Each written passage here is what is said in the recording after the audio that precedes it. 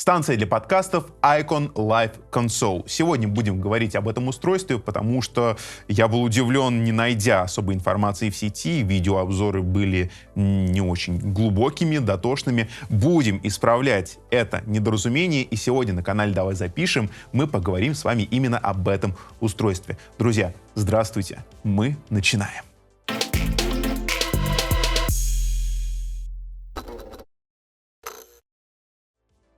Начнем давайте издалека. Icon. Чем они прежде всего известны? Когда я увидел это название первый раз при подготовке к ролику, я сразу же вспомнил их MIDI-контроллеры. Да, естественно, это более бюджетный аналог того же самого Mackie Control, который на самом деле многие хвалят, многим он нравится, но фирма Icon производит не только MIDI-контроллеры. Она производит аудиоинтерфейсы, она производит микрофоны. До них мы, я уверен, в будущем как-нибудь еще доберемся, но сегодня все-таки давайте поговорим про подкаст-станцию. Здесь действительно очень интересный форм-фактор. Это подкаст-станция на одного ведущего. Да, тут есть два канала, но по сути микрофон и предусилитель здесь один, поэтому я и говорю, что для одного ведущего. Кстати, микрофон и предусилитель выдают 39 дБ.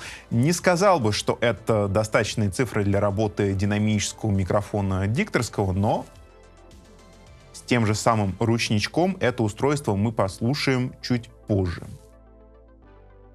Несмотря на то, что здешний усилитель дает всего 39 дБ, вы можете заметить по фейдеру первого микрофонного канала, он выведен совсем немножко. Я так понимаю, что это именно предварительное усиление. Усилителя конечного тут нет, здесь только преамп, и вот фейдер мы вывели совсем немножко. Видно, основное усиление все дается здесь, в самом нижнем положении, и постепенно оно уже увеличивается ближе к концу, ну, не такими большими размахами, как это происходит в самом начале. Мы используем петличный микрофон, используем фантомное питание. Да, здесь прекрасно будут работать в том числе и конденсаторные микрофоны. И я думаю, что с усилением 39 дБ конденсаторные микрофоны будут вашими основными с этой консолью. Если будете смотреть в сторону динамических микрофонов, я крайне и настоятельно вам рекомендую обзавестись микрофоном-активатором, небольшим микрофоном-предусилителем, который дополнительно вам дает несколько децибел чистого гейн.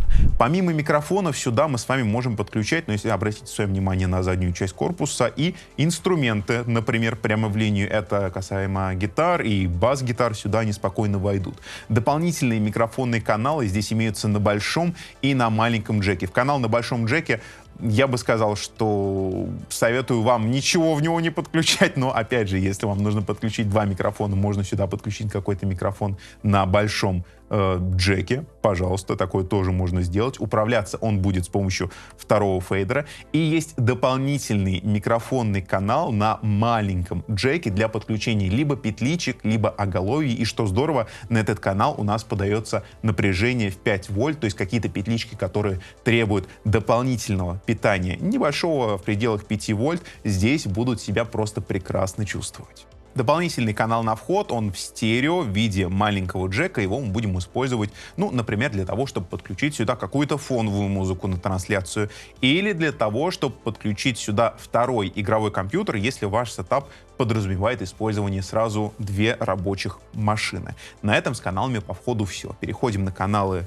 которые у нас выдают звук. И первый у нас стереоджек, маленький, где он будет использоваться, ну, например, для того, чтобы подключиться, опять же, в тот же телефон и вести трансляцию в какое-нибудь приложение, если вы стримите через приложение. Это не основной разъем на выход, основные разъемы тут полноразмерные, лево, право, собственно, стерео в TRS-джеках больших. Это важно.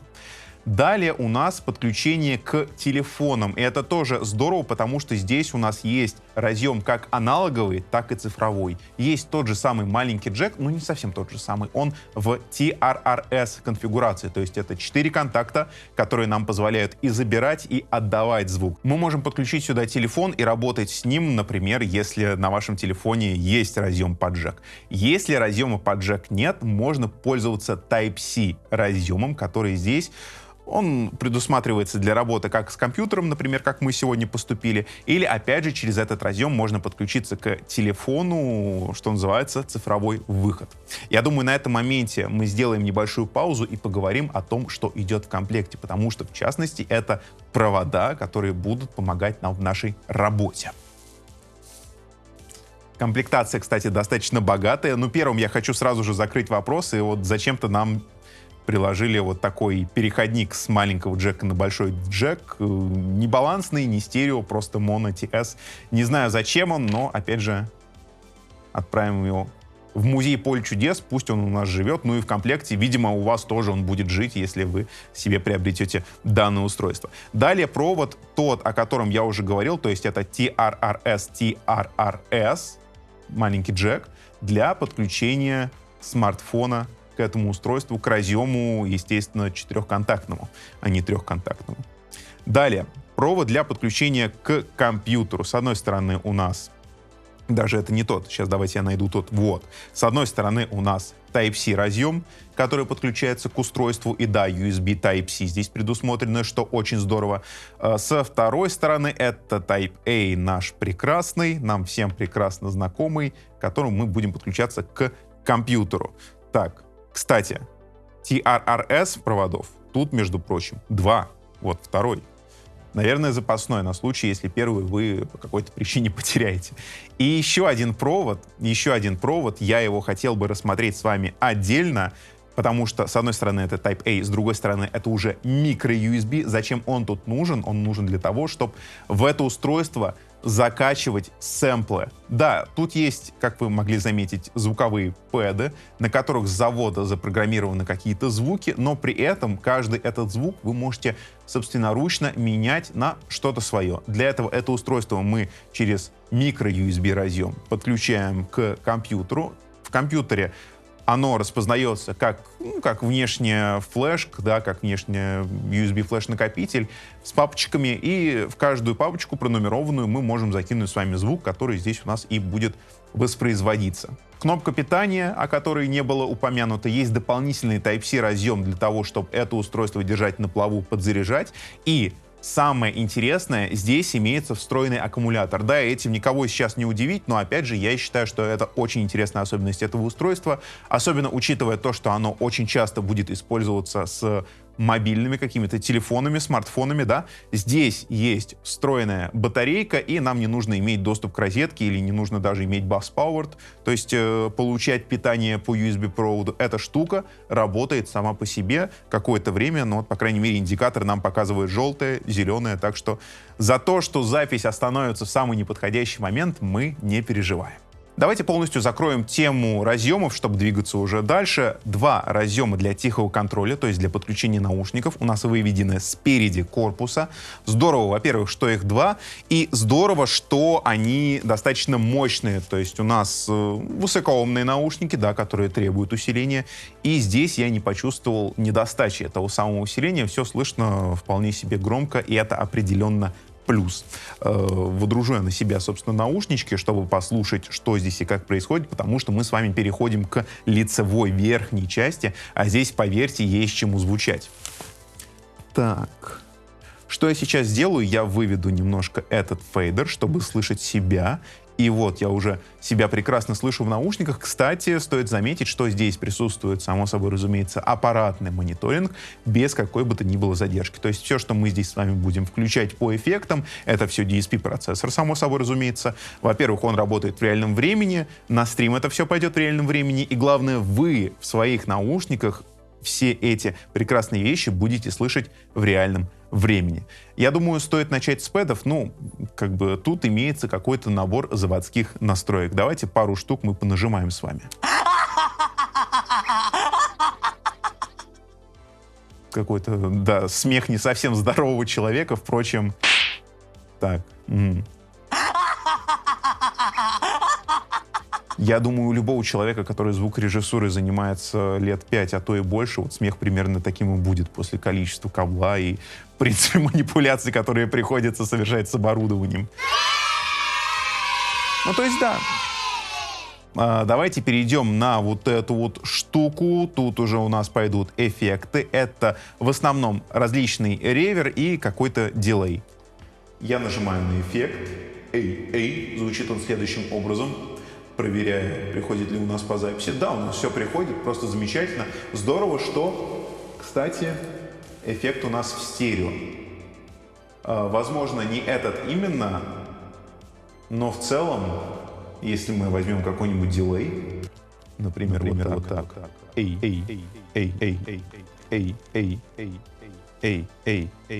Так. Вот. Теперь просто замечательно слышно, что эффект в стерео. У нас есть левая сторона, у нас есть правая сторона. Но вернемся на холл, потому что на примере холла я хочу поговорить о том, как эти эффекты здесь изменяются. Под кнопками выбора эффекта у нас имеется вот такой небольшой экран на два параметра. За эти параметры отвечают две ручки сбоку корпуса. С помощью этих ручек мы будем задавать с вами вариации. Это будет длина хвоста, скорость срабатывания эффекта и так далее. Я думаю, в принципе, какое-то время покрутя эти ручки и слушая просто результат, который вы получаете, вы придете к тем параметрам, которые нужны вам в вашей работе. Есть различные вариации, есть изначально более короткие какие-то холлы, ревера. Вот есть совсем длинные. Несколько вариаций румов, румы AA. Есть эффект эхо, ревер сделаем сразу же. Эффект плейта, A. Так, такой тоже ревер. Ну и в конце концов все это можно закрыть, и на вашу запись эффекты попадать не будут. Идем далее к следующему столбцу, и это тюн. Это тюн под определенные тональности. Например, мы можем затюниться в ми.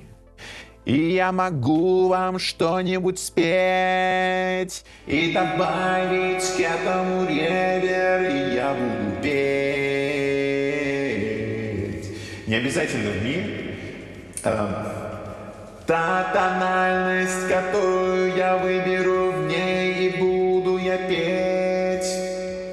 Очень интересная штука.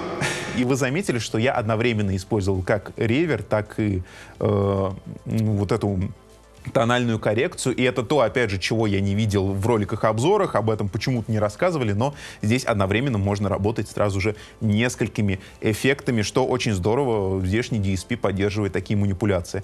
Тут также есть вот такая кнопка очень интересная. Она будет отвечать за то, работаем ли мы в мажоре или в миноре. Здесь это можно также выбрать.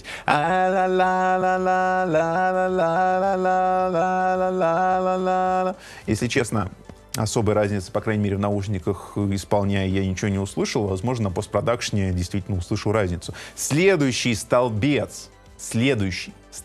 Это еще одно изменение, ну, в данном случае для нашего голоса, это изменение питча, то есть высоты нашего голоса, высоты нашего тона, да. Вот, мы можем немножечко добавить. Можем добавить побольше. Можно добавить вообще очень много и... Уйти, допустим, наоборот, вниз. Еще ниже. Еще ниже. Уйти к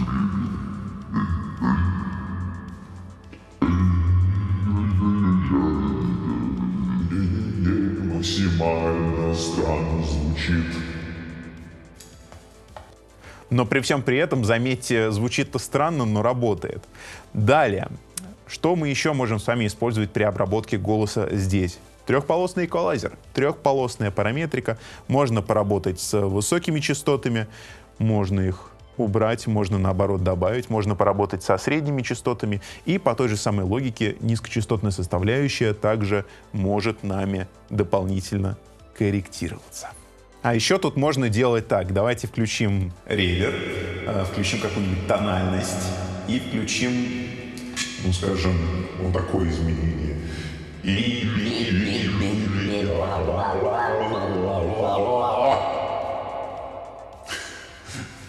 что-то очень страшное, но при этом интересное. Вот тут есть такой джойстик, с помощью которого можно делать различные манипуляции. Тональные, Например. и так далее. Слушайте, это можно использовать, особенно на стримах, возможно, кому-то это действительно придется. Кстати, давайте я сниму наушники, потому что наша тестовая часть, хоть и ненадолго, но все-таки закончилась. Мы передвигаемся с вами ниже, и теперь нижний блок будем рассматривать более подробно. Сразу же бросается в глаза кнопочка Bluetooth, и да, тут имеется встроенный беспроводной модуль, с помощью которого мы даже по беспроводу можем подключить сюда телефон. Если вам не нравится использование проводов, и ваше сердечко не было покорено сразу двумя TRRS проводами, которые идут в комплекте, пожалуйста, для вас есть и соединение по беспроводу. Фантомное питание, о нем мы уже с вами говорили. Переключение режима работы для канала, либо он будет работать микрофоном, либо в инструментальном режиме, в зависимости от того, что именно вы подключили сзади. И тут у нас идут различные управляющие кнопки. Ну, первым делом давайте разберемся с тем, что у нас помечено рыжим цветом. Это так называемые режимы, в которых работает сегодняшняя подкаст-станция. Там достаточно все мудрено, и я советую вам посмотреть просто руководство, потому что там имеется прям табличка, в которой очень удобно раскидано каждый режим, каждый параметр каждого режима, что именно тот или иной режим меняет. Главным образом режимы здесь отвечают за то, будет у нас подаваться обработанный звук или не будет он у нас подаваться. Ну и, естественно, какая-то маршрутизация уже внутри, потому что тут имеется достаточно много выходов, которые мы с вами можем использовать. Это и основные выходы, и выходы цифровые, и выходы вспомогательные стерео-ауто для подключения еще телефонов, и с этим тут можно запутаться. Так что не бойтесь использовать руководство, потому что оно идет как в комплекте, так и оно доступно в цифровом виде, что очень и очень здорово. Опять же, обратите на это внимание.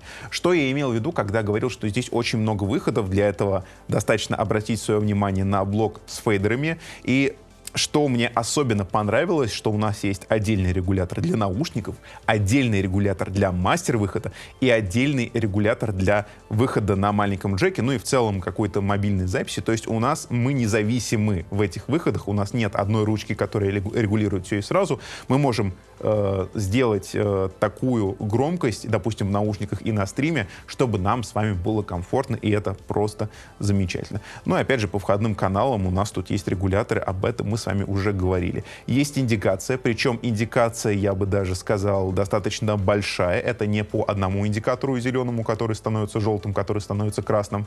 Это полноразмерная индикация, по которой, например, то же самое входное усиление для микрофонного канала вполне себе реально отстроить. Кстати, раз уж мы с вами стали говорить про входное усиление, я предлагаю провести быстрый, но очень емкий тест с динамическим микрофоном. Давайте я подкину наушнички, перейду на этот микрофон, и мы с вами послушаем, а как именно отрабатывают здешние микрофонные предусилители вот с этим динамическим малышом. Эй. SE-V7 вы сейчас слышите. Именно так это устройство работает с динамическим микрофоном. Я добавил усиление, смотрю по уровням, слушаю звук. В перегрузку мы вроде как не уходим, но при этом мы слышим шум. И что очень интересно, что я должен отметить, здесь есть шумоподавление, здесь есть noise reduction функция, и мы ее послушаем, но при этом, заметьте, вот без музыки, будто бы уже работает какой-то гейт. Вот странно, да? Хотя я его не включал. Вот сейчас я его включил. Он работает очень топорно, но я его включил. А вот так он не работает. И все равно какое-то минимальное гейнтирование, но присутствует.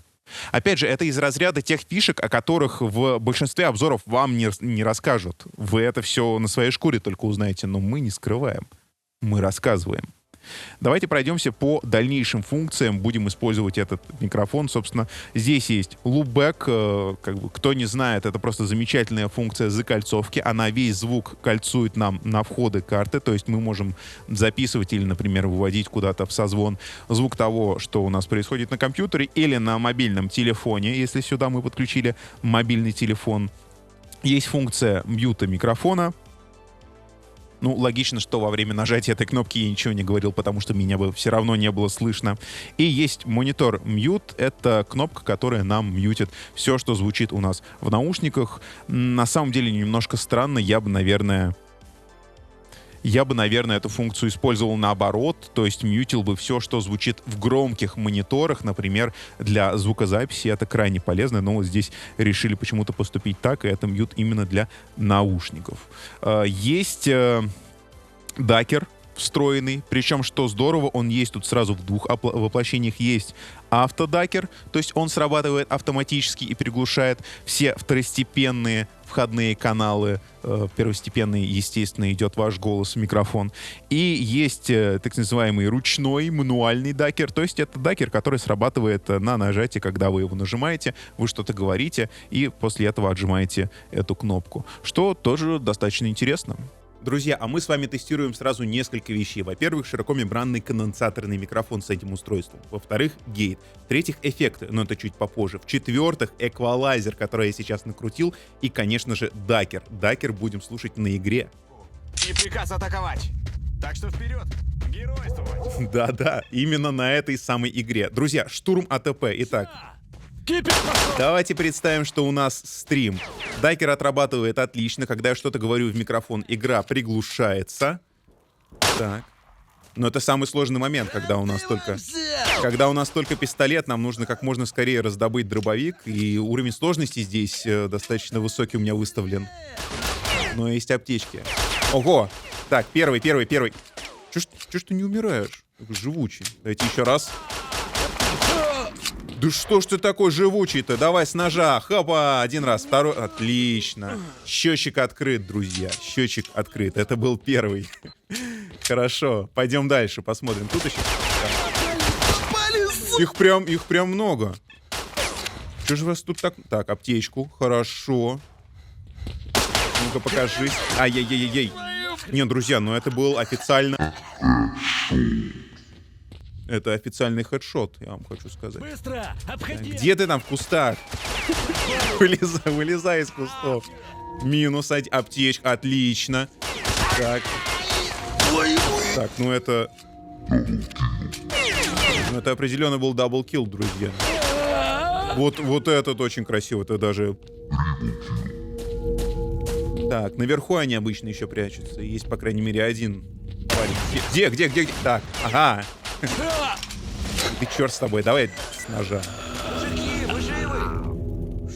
А мужики не живы, потому что мы с вами сработали профессионально. Вы прекрасно слышали, какая-то штука работала на примере такого своеобразного стрима. Мы задействовали сами эффекты, мы задействовали по максимуму DSP, и, собственно, компьютер игровой у нас приходил по джеку в это устройство. То есть мы использовали с вами, по сути, сетап с двумя компьютерами. На одном у нас работает игра, а второй компьютер, к которому по USB подключено устройство, работает в качестве основного стримерского ПК.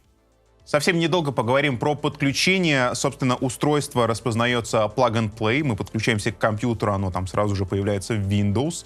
Это здорово. Своих аудиодрайверов здесь нет. Наверное, это и плюс, и минус одновременно. Ну, я надеюсь, вы сами понимаете, почему минус. Потому что стабильность, плюс потому что дополнительных телодвижений нам делать особо и не нужно. В рабочую станцию все писать можно через ASIO for All. Собственно, эта штука распознается прекрасно в ASIO for All. Windows, как я уже сказал, также распознается каналы и на вход, и на выход. Как мы выяснили, пишется все в стерео, что достаточно здорово. Ну и если говорить о стриминге, то OBS там все точно так же, как Windows, распознается. Канал на вход стерео и, ну, естественно, еще один дополнительный канал стерео, если вам это, конечно же, нужно. Выводы. Настало время подбить итоги. Хочу поговорить об этом устройстве и хочу, наверное, отметить то, что здесь я наблюдал проблему, болячку, которая присуща, в принципе, большинству станций для подкастов вот примерно такого уровня, которые вроде как и не откровенный Китай, ширпотребный, да, но при этом и не дотягивают до чего-то, ну, например, до Rodecaster Pro. Здесь есть эффекты, здесь есть обработка, но тот же самый тюнер я бы с радостью выкинул отсюда, если бы на его месте был банальный компрессор. Да, мне не хватило динамической обработки, и я искренне считаю, что динамическая обработка в таком устройстве крайне важна. нужно иметь возможность поджать голос. Это раз на этапе входа. А еще лучше, если здесь был бы дополнительный компрессор, который бы работал в качестве лимитера. И весь микс, в том числе и сигнал, допустим, с компьютерной игры, с телефона и так далее, смешанный с вашим голосом, дополнительно поджимал. Это то, что нужно для трансляции, это крайне полезная функция, и здесь ее нет. Вы можете лимитировать уже после прохождения этого устройства в OBS с помощью плагинов, я не спорю, я сам так делаю на самом деле, но вы теряете возможность мониторинга аппаратного без какой бы то ни было задержки. Все-таки задержка будет при использовании плагинов. Ну и, естественно, это здорово, когда вы все сможете сделать на одном устройстве, а так у вас какая-то обработка в одном месте, какая-то обработка в другом месте, и настраивать это будет намного сложнее. Что вы думаете по поводу этого устройства? На самом деле оно мне понравилось. Оно достаточно интересное, оно очень удобное. Думаю, что своего пользователя оно определенно найдет. По крайней мере, собрано это все очень и очень интересно. Единственное, еще один минус, который я лично для себя заметил, это микрофонное усиление. Все-таки 39 дБ, наверное, недостаточно, если вы используете динамический дикторский микрофон. С конденсаторными микрофонами никаких проблем не возникло. Тут, естественно, я никак не могу придраться. Друзья, не забывайте, что нас можно отблагодарить лайком.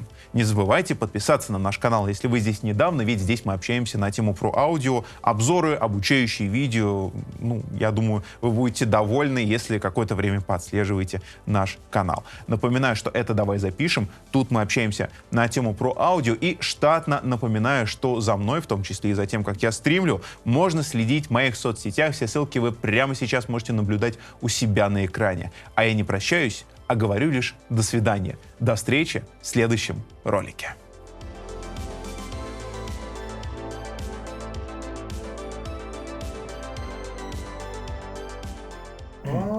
Я-то думаю, а что это у нас так? Что, нет? Что-то не так? У нас так темно на заднем фоне. А кто свет включать будет, а? Не пари. О, Вот так. все. Красота. Icon Live Console.